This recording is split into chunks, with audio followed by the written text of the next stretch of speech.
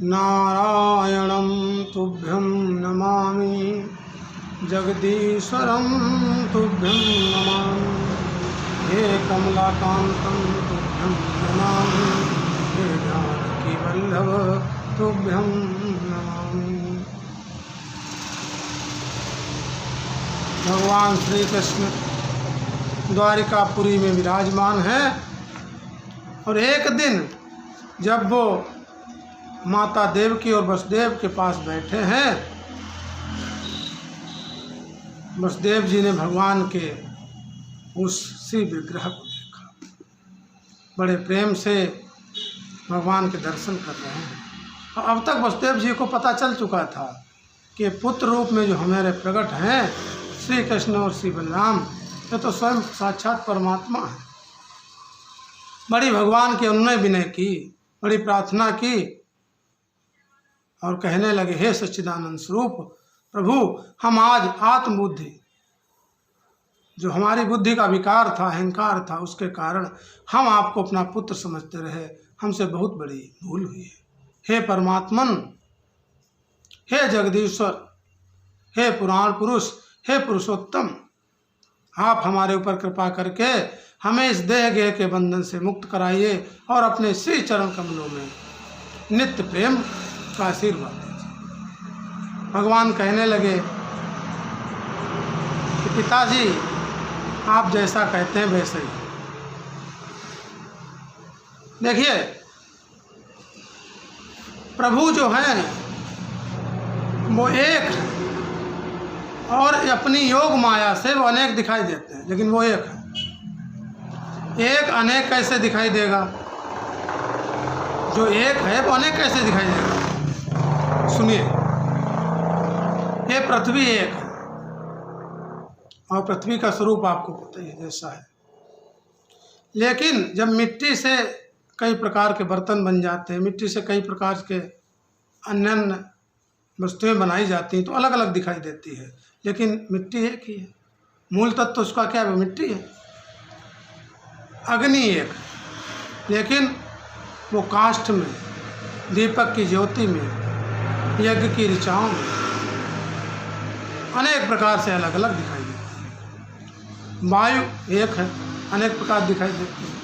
तो इसी प्रकार से ईश्वर एक है, लेकिन वो माया के कारण अनेक रूपों में दिखाई देता है और वस्तुतः वो एक ही है। ऐसे ही जब अनेक प्रकार से स्तुति की, भगवान बड़े प्रसन्न हुए।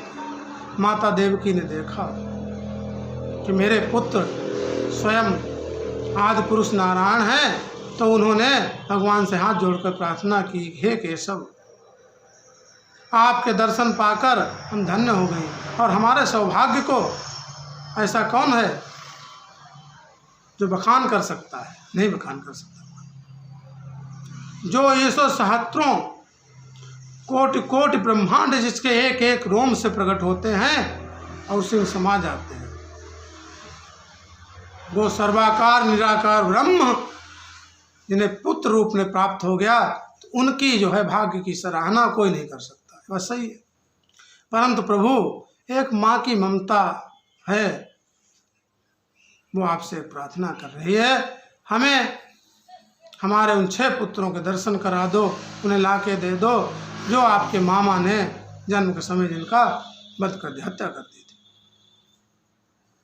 भगवान कहने लगे ठीक है, और उन्हें आश्वासन देकर भगवान जो है बलराम जी के साथ सुतल लोक में पधारे। सुतल लोक में जैसे ही पहुँचे तो महाराज बलि ने देखा है, आहा कितना सौभाग्य!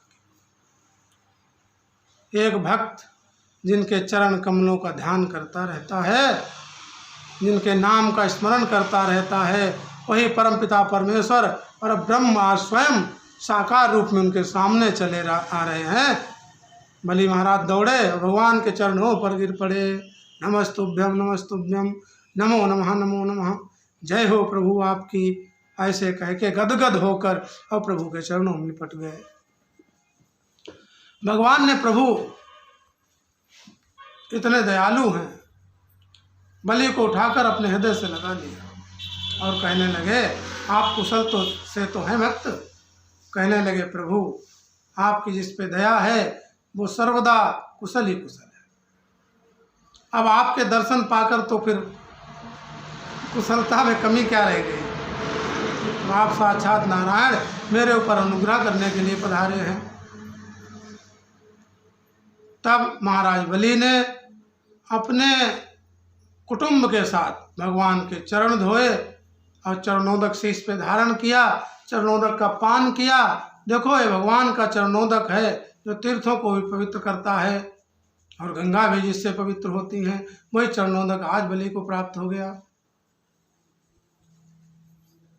तत्पश्चात बलि ने भगवान की नाना प्रकार से सेवा की, पूजा की और भगवान के श्री चरण कमलों को अपने सिर पे रखते हैं, कभी हृदय से लगा के उन्हें सहलाते दुलार करते हैं, एकदम भाव विह्वल हो गए।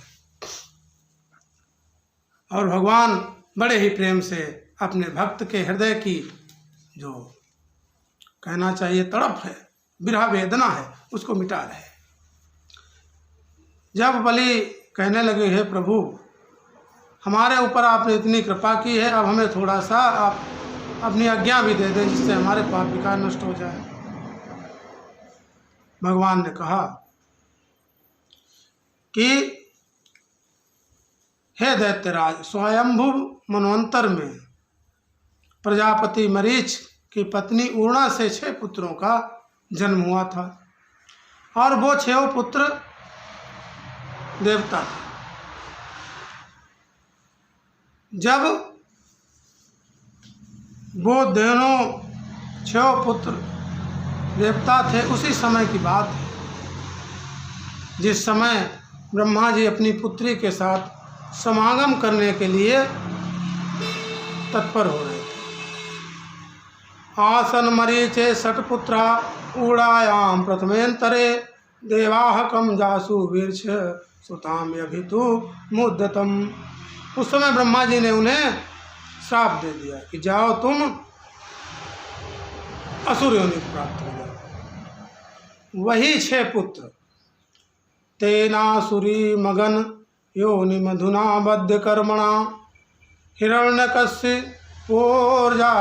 नीतास्ते योग माया। और वो हिरण्यकश्यप के घर में पुत्र रूप में जन्मे, उन्हीं को मेरी योग माया ने लाकर माता देवकी के घर में स्थापित किया, जिनका मेरे मामा कंस के द्वारा जो है जिनकी हत्या कर दी गई। और वही मेरे 6 भाई जो प्रजापति मरीच और देवी ऊर्णा के पुत्र देवता हैं, वो इस समय सुतल लोक में आपके पास हैं। और उनके नाम किस प्रकार हैं, इसका स्मरोदगीता परिस्वंगः पतंगा क्षुद्रवृदघृणी षड्मे मत्स्य साधेन पुनर्यासन्ति सद्गतिम्। स्मर, उद्गीत, परिस्वंग, पतंग, क्षुद्र और घृणी, इनको मेरी कृपा से अब सद्गति प्राप्त होने वाली है, तो इनको लाकर आप मुझे दे दो और मैं इन्हें सद्गति प्रदान कर दूंगा। महाराज बलि ने बड़ी श्रद्धा पूर्वक उन 6 देवकी पुत्रों को लाकर भगवान को दिया। भगवान उनको लेकर द्वारिका में पधारे और जैसे ही माता ने देखा, उन पुत्रों को अपनी गोद में बिठाया, हृदय से लगाया और उनके स्तनों में दूध उमड़ाया। देखो, मातृत्व की एक ही पहचान है, किसी भी अवस्था में अगर मातृत्व जिस समय उमड़ता है तो शास्त्रों में इसका वर्णन आता है बार बार, स्तनों से दूध की धारा बहने लगी। जिस समय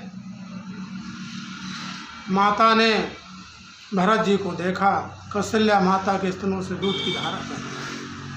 क्यों? उनमें पुत्र वत्सलता थी। आज पुत्र तो जन्म लेते हैं, लेकिन माताओं के हृदय से जो है दूध की धारा नहीं बह पाती। कलयुग का प्रभाव है। चलो, जैसे प्रभु इच्छा।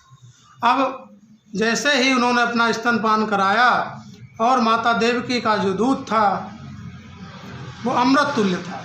और वो भी कैसा अमृत, जो इस भवसागर से बंधन से ही मुक्त कर दे। क्यों? ऐसी क्या दूध में खासियत थी? भैया, जिस दुग्ध को स्वयं परमपिता परमात्मा ने पान किया हो, वो तो अमृत हो गया, वो मोक्ष आदि को तत्काल ही देने वाला है।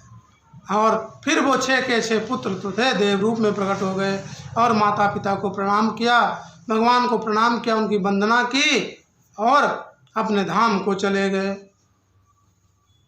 ऐसी भगवत कृपा है। किसी भी परिस्थिति में जो हमसे गुरुजन हैं, हमारे पूज्यजन हैं, उनसे अगर किसी प्रकार का कोई आपकी नज़र में अगर अपराध भी बन रहा है तो उनकी मजाक मत उड़ाओ। क्यों? ये सब भगवत कृपा से हो रहा है, उनका उपहास मत करो, क्यों? वह हमारे लिए गुरुजन है। और सब उसी दंड को मरीच के इन 6 पुत्र देवताओं ने भोगा। जय जय श्री सीताराम।